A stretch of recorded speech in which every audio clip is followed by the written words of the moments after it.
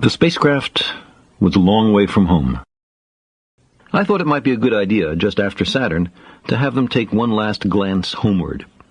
From Saturn, the Earth would appear too small for Voyager to make out any detail.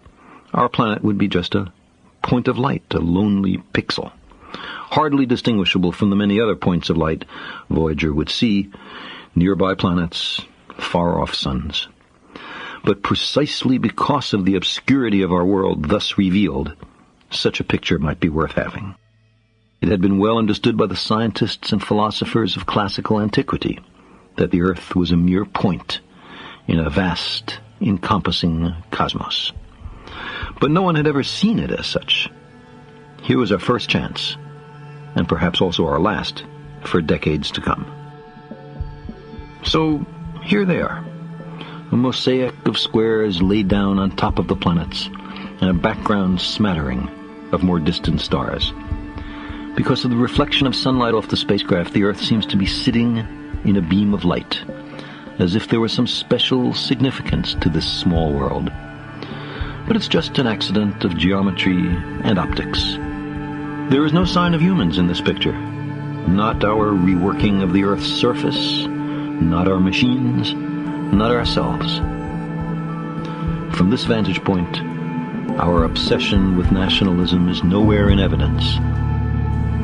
We are too small.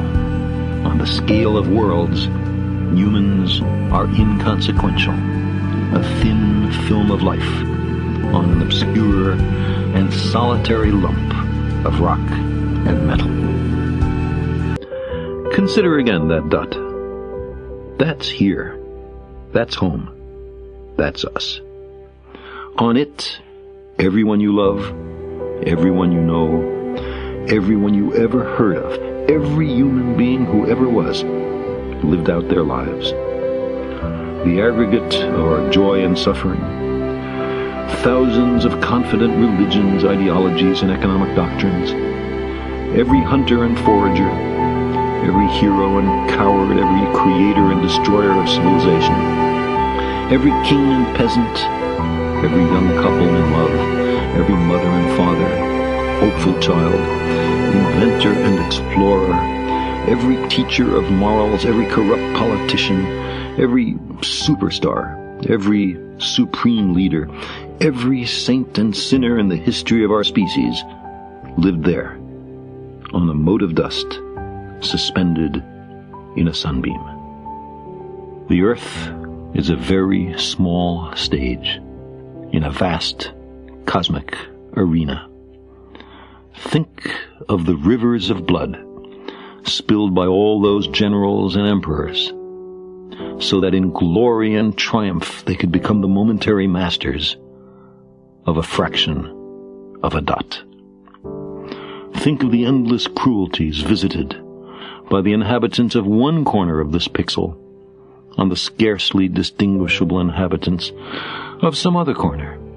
How frequent their misunderstandings, how eager they are to kill one another, how fervent their hatreds.